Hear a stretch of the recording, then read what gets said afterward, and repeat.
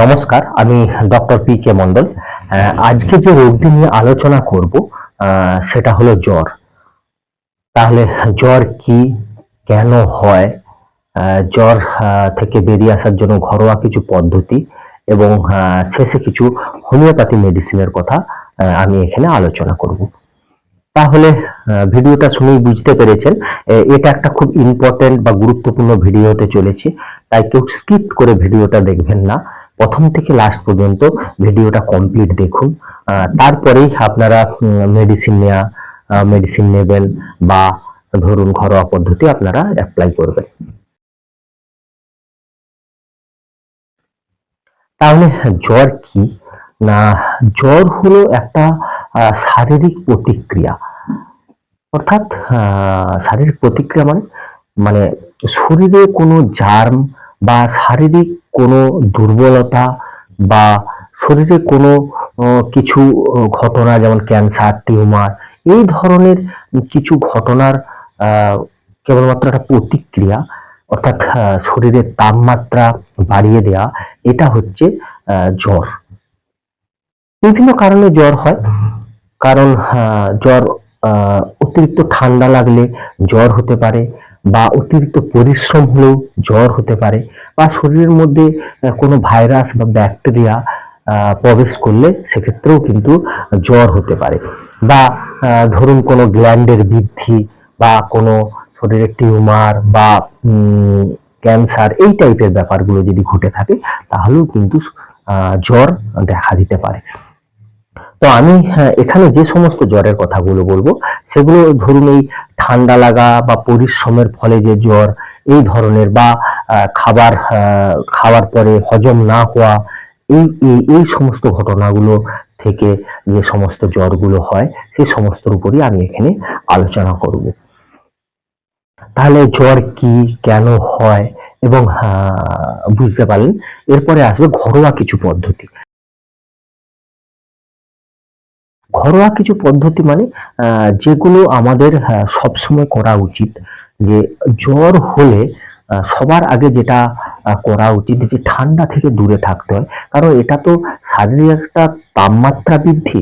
তো তাপমাত্রা বৃদ্ধি মানে শরীরে আমাদের দেহে যে তাপমাত্রা রয়েছে সেই তাপমাত্রার থেকে টেম্পারেচারটা অনেকটা বেড়ে যায়। এটাই হচ্ছে এক কথায় জ্বর। তার সাথে অনেকের মাথা ব্যথা থাকতে পারে, পা হাতে যন্ত্রণা থাকতে পারে, কারো সর্দি কাশি হতে পারে, কারো হাঁচি হতে পারে, কারো কফ থাকতে পারে, বিভিন্ন টাইপের জিনিস থাকতে পারে। আবার কারো শুধু নর্মালি দেহের তাপমাত্রা বৃদ্ধি দেখতে পাওয়া যায়। তাই সবার আগে যেটা করতে হবে সেটা হচ্ছে গরম জিনিস বা গরম পোশাক আপনারা ব্যবহার করুন, গরম খাবার খান, গরম জল পান করুন। এছাড়া যাদের মনে হচ্ছে যে তাপমাত্রা অত্যাধিক বৃদ্ধি পেয়েছে, অর্থাৎ 100-র উপরে তাপমাত্রা দেখতে পাওয়া যাচ্ছে, তারা কি করবেন, মাথায় ঠান্ডা জলের পট্টি দেবেন। যদি সেটা অবশ্যই শীতকাল বর্ষাকাল হয় মাথায় জলের পট্টি দেবেন, এবং যদি সেটা গ্রীষ্মকাল হয় তাহলে আপনারা কি করবেন না, ফ্রেশ জল দিয়ে কেবলমাত্র মাথাটুকু আপনারা ধুয়ে দিতে পারেন। সেক্ষেত্রে দেখবেন যে অতি সহজেই কিন্তু জ্বর নেমে যাচ্ছে। এছাড়া কি না, আপনারা শিউলি পাতা খাওয়াতে পারেন। শিউলি পাতা বেটে বা শিউলি পাতা হচ্ছে জলে ফুটিয়ে একটা সিরাপ বানিয়ে আপনারা খাওয়াতে পারেন। সব থেকে ভালো যদি আপনারা শিউলি পাতাকে বেটে তার নির্যাস অর্থাৎ তার রস 2 থেকে 3 চামচ বয়স অনুপাতে, বাচ্চা হলে হাফ চামচ খাবেন, এবং যদি ধরুন প্রাপ্তবয়স্ক বা বয়স্করা হয় তাহলে সেখানে 2-3 চামচ সারাদিনে 3 বার আপনারা খালি পেটে খাওয়ালে দেখবেন যে জ্বর অতি সহজেই আস্তে আস্তে শরীর থেকে ছেড়ে যাচ্ছে। এছাড়াও যদি তার সাথে সাথে কফ কাশি থাকে, যেমন বাসক পাতা, যদি কফ থাকে তাহলে আপনারা বাসক পাতাও খাওয়াতে পারেন। কিভাবে খাবেন না, বাসক পাতাকে নিয়ে আসবেন, পরিষ্কার করে ধুবেন, তারপর ওটাকে টুকরো টুকরো করে জলের মধ্যে ফোটাবেন। ফোটানোর পর ওর যে নির্যাস বের হবে তার মধ্যে সামান্য কিছু মধু দিয়ে, ধরুন 2 চামচ মধু দিয়ে সেটা চায়ের মতন বা সিরাপের মতন সেটা আপনারা গরম গরম সেবন করবেন। কবার না, সারাদিনে 2 বার থেকে 3 বার আপনারা সেবন করুন, তাহলেও কিন্তু জ্বরের সাথে সাথেও আপনাদের এই কফগুলো আস্তে আস্তে কি হবে না শরীর থেকে নিরাময় হয়ে যাবে। এবং অবশ্যই প্রচুর পরিমাণে জল খাবেন, হালকা গরম জল আপনারা সেবন করবেন, যাতে শরীর থেকে জার্মগুলো সহজেই মূত্রের মধ্য দিয়ে দেহের বাইরে বেরিয়ে যেতে পারে। এছাড়া কি করতে হবে না, স্নান করার সময় আপনারা একদম ঠান্ডা জলে স্নান করবেন না, গরম জলে অবশ্যই স্নান করবেন। যদি মনে হয় যে জ্বরটার মাত্রাটা অতিরিক্ত বা 100-র অনেক উপরে রয়েছে বা স্নান করতে তেমন একটা ইচ্ছে যাচ্ছে না, সেক্ষেত্রে আপনারা শুকনো কোনো গামছা হোক বা কাপড়ের টুকরো হোক, সেই কাপড়ের টুকরো দিয়ে আস্তে আস্তে গাগুলো মুছে ফেলতে পারেন, বা ঘাগুলো পুছে নিয়ে সেই পুছে নিতে পারেন। তাহলে আপনারা বুঝতে পারছেন ঘরোয়া পদ্ধতিতে কিভাবে আপনারা জ্বর থেকে বেরিয়ে আসা যায়। এরপরে যেটা বলবো সেটা কিছু হোমিওপ্যাথি মেডিসিনের কথা বলবো। হোমিওপ্যাথি মেডিসিনের কথা কেন বলছি, কারণ হোমিওপ্যাথি মেডিসিন সেবন করলে তাহলে আপনারা সহজেই এই রোগ থেকে বেরিয়ে আসতে পারবেন, বা জ্বরের মতন যে শারীরিক একটা প্রতিক্রিয়া, সেই প্রতিক্রিয়াটা আপনারা সহজেই সেখান থেকে বেরিয়ে আসতে পারবেন। তার জন্যই হোমিওপ্যাথি কিছু মেডিসিনের কথা আমি এখানে আলোচনা করব। হোমিওপ্যাথি মেডিসিনের কথা বলার আগে সবার প্রথমে যে মেডিসিনটির কথা বলবো সেটা হচ্ছে একোনাইট ন্যাপ। একোনাইট ন্যাপ 30 কিংবা 200।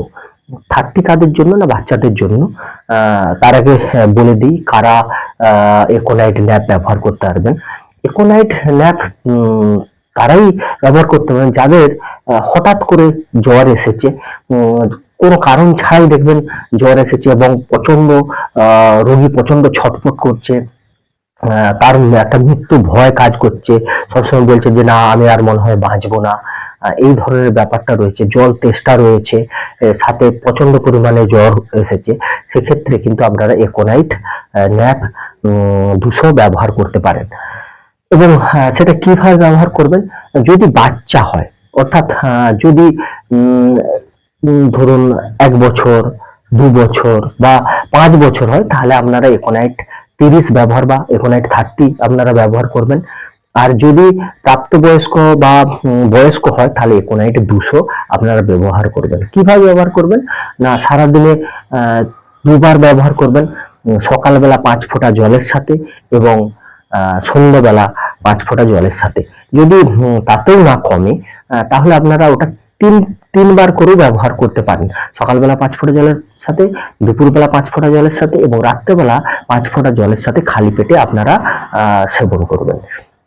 কতদিন সেবন করবেন না, 5 দিন আপনারা সেবন করবেন, দেখবেন এই জ্বর থেকে আপনারা অতি সহজেই বেরিয়ে আসতে পেরেছেন। দ্বিতীয় নম্বর যে মেডিসিনটির কথা বলবো সেটা হচ্ছে বেলেডোনা। বেলেডোনা 200। বেলেডোনা 200 কারা ব্যবহার করবেন না, যাদের ঘাম রয়েছে শরীরের মধ্যে, চোখ মুখ প্রচন্ড লাল হয়ে রয়েছে এবং তার সাথে প্রচন্ড জ্বর এসেছে, তারা কিন্তু বেলেডোনা ব্যবহার করতে পারেন। বেলেডোনা 200 ব্যবহার করবেন। অবশ্যই বাচ্চাদের ক্ষেত্রে হলে 30 বা 30 ব্যবহার করবেন। কিভাবে ব্যবহার করবেন না, সকালবেলা 5 ফোঁটা জলের সাথে, দুপুরবেলা 5 ফোঁটা জলের সাথে এবং রাত্রেবেলা 5 ফোঁটা জলের সাথে খালি পেটে সেবন করুন। কতদিন ব্যবহার করবেন না, আপনারা 5 দিন মতো ব্যবহার করবেন। আশা করি 5 দিনেই আপনাদের জ্বর সেরে যাবে। তৃতীয় নম্বর যে মেডিসিনটার কথা বলবো সেটা হচ্ছে Bryonia Alba. Bryonia Alba 30। Bryonia Alba 30 কারা ব্যবহার করবেন না, যারা নড়াচড়া করলে প্রচন্ড।